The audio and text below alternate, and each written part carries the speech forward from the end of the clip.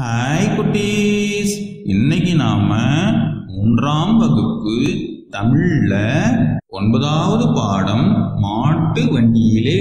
அதுல படிப்போம், சிந்திப்போம், எழுதுவோம்.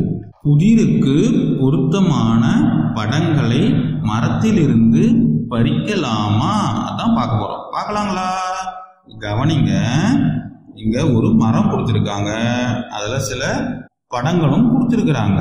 உதாரணத்துக்கு குடை, புத்தகம், சூரியன், கோலம், கண், பட்டாசு, நெல், வாழைப்பூ இதெல்லாம் கொடுத்திருக்காங்க.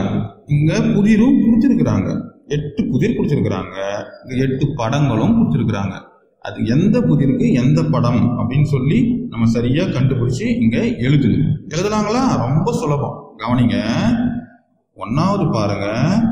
8 கைகள் விரிந்தால் ஒற்றை கால் தெரியும். அது என்ன? கவனிங்க, 8 கை. இங்க பாருங்க, 1 2 3 4 5 6 7 8 8 கை. இதை விரிச்சோம்னா என்ன தெரியும்? ஒற்றை கால் தெரியும். அது என்ன? குடை. குடை, குடை அப்படின்னு எழுதுங்க. அடுத்தது 2 அடி மலர்ந்து நுனி மலராத பூ. என்ன பூ? வாழைப்பூ. நீங்க பாத்துருக்கீங்க தானே? அடியில மலர்ந்து இருக்கும், நுனி மலராது. சரிங்களா? அது என்ன பூ? வாழை பூ. வாழைப்பூ. சரியா பார்த்துதுங்க. லை, இந்த லை போடணும். அடுத்தது 3 கையிலே அடங்கும் பிள்ளை, கதை 100 சொல்லும் பிள்ளை. அது என்ன? கையில நாம வச்சு படிக்கிறோம் தானே புத்தகத்தை. அதுல நிறைய கதைகள் இருக்கும், அதனால புத்தகம். சரிங்களா? புத்தகம் ஞாபகம் வச்சுக்கோங்க. 4 அன்றாடம் மலரும் அனைவரையும் கவரும். அது என்ன? அன்றாடம் மலருமா, அனைவரையும் கவருமா. அது என்னது? டெய்லி நம்ம வீட்டுல காலை மாலை 2 நேரமும் வீட்டுங்கள்ல கோலம் போடுறாங்க இல்லைங்களா? அதனால அது கோலம். கோலம்.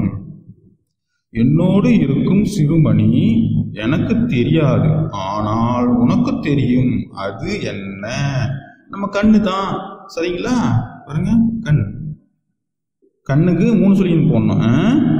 அடுத்தது இடி இடிக்கும், மின்னல் மின்னும், மழை பெய்யாது. அது என்ன? இடி இடிக்கும், மின்னல் மின்னும், மழை பெய்யாது. என்னது? பட்டாசு. நமக்கு தெரியும் இல்லைங்களா? பாருங்க, பட்டாசு. நீங்க பட்டாசுன்னு எழுதுங்க, அல்லது வெடி அப்படின்னு எழுதலாம். அந்த மாதிரி உங்களுக்கு எது விருப்பமோ அது எழுதிடுங்க. நான் வெடின்னு எழுதியிருக்கேன், நீங்க உங்களுக்கு எது விருப்பமோ அது எழுதுங்க. அடுத்தது அடி காட்டுக்கு, நடு மாட்டுக்கு, நுனி வீட்டுக்கு. அது என்ன? நெற்பயிர். சரிங்களா? நெல், நெற்பயிர். அடி காட்டுக்கு, நடு மாட்டுக்கு, நுனி வீட்டுக்கு. அது இருக்கிற ஒரு பொருள் கூட வீணா போறதே கிடையாது. நெல் ஞாபகம் வச்சுக்கோங்க. நெற்பயிர் எப்படி என்ன எழுதலாம். 8வது ஒளி கொடுக்கும் விளக்கல்ல, வெப்பம் தரும் நெருப்பல்ல. ஒளி கொடுக்கும் ஆனா விளக்கல்ல, வெப்பம் தரும் ஆனா நெருப்பு இல்லை, பளபளக்கும் ஆனா தங்கம் இல்லை. அது என்ன அப்படின்னு கேட்குறாங்க. அது உங்களுக்கே தெரியும், சூரியன். சரிங்களா? சூரியன். சூரிய ஒளி டெய்லி நம்ம உடம்புல படுறது நல்லது. சரிங்களா? அது நம்ம தோலுக்கு விட்டமின் டியை கொடுக்குது. சரிங்களா? அதனால மாலை முழுவதும் விளையாட்டு அப்படின்னு சொல்லியிருக்காரு இல்லையா பாரதியாரு. அதனால மாலையில விளையாட பழகுங்க சூரிய ஒளியில. அடுத்தது பாருங்க, மொழியோடு விளையாடு. மொழியோடு விளையாடலாங்களா? புதிர்களையும் விடைகளையும் எழுதிய அட்டைகளை வகுப்பறையின் நடுவில் வைக்க வேண்டும். மாணவர்களை அழைத்து ஒவ்வொரு மாணவரையும் ஒரு அட்டையை எடுக்க சொல்ல வேண்டும். புதிர் அட்டையை வைத்திருக்கும் மாணவனோடு அப்புதிருக்கான விடையை வைத்திருக்கும் மாணவன் இணைந்து நிற்க வேண்டும். அதை இருவரும் அதற்கான விளக்கத்தை அளிக்க வேண்டும். இருவரும் இச்செயலை செய்து முடிக்கும் கால அளவை குறித்து வைத்துக் கொள்ள வேண்டும்.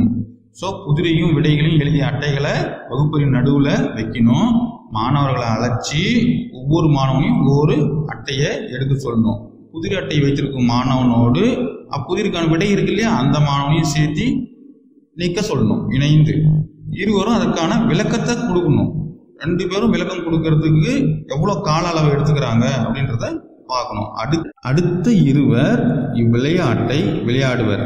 எவர் இருவர் குறைவான கால அளவை இணை சேர்ந்தனரோ அவர்கள் வெற்றி பெற்றவர் ஆவர். ஸோ யாரு எந்த 2 பேர் குறைவான கால அளவில் அந்த புதிருக்கான விடையை கண்டுபிடிக்கிறாங்களோ அவங்க வெற்றி பெற்றவர்கள் ஆவர். சரியா? அனைத்து மாணவர்களையும் விளையாட்டில் பங்கு பெற செய்ய வேண்டும். எல்லா மாணவர்களும் விளையாட்டில் பங்கு பெறணும். சரிங்களா? இது விளையாடி பாருங்க உங்க பள்ளியில, வீட்டில், அந்த மாதிரி. அடுத்தது பாருங்க, ஒரு செயல் திட்டம் கொடுத்துருக்காங்க. வீட்டில் உள்ள தாத்தா பாட்டியிடம் 3 புதிர்களை கேட்டறிந்து குறிப்பேட்டில் எழுதி வருக. வீட்டில் தாத்தா பாட்டிக்கிட்ட 3 புதிர் கேட்டு குறிப்பேட்டில் எழுதி உங்க வகுப்பறையில சொல்லுங்க. எல்லார்ட்டையும் கேளுங்க, மாணவர்கள் கிட்ட. யாரு அதுக்கு சரியான விடையை சொல்றாங்க அப்படின்னு சொல்லி பாருங்க.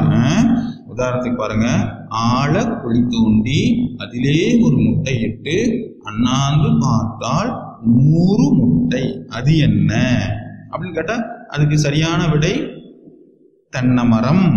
சரிங்களா? அந்த மாதிரி ஒரு புதிர். அடுத்தது அடர்ந்த காடு, நடுவே ஒரு ரோடு, அதுல ஒரு கருப்பு கார் போகுது, அது என்ன?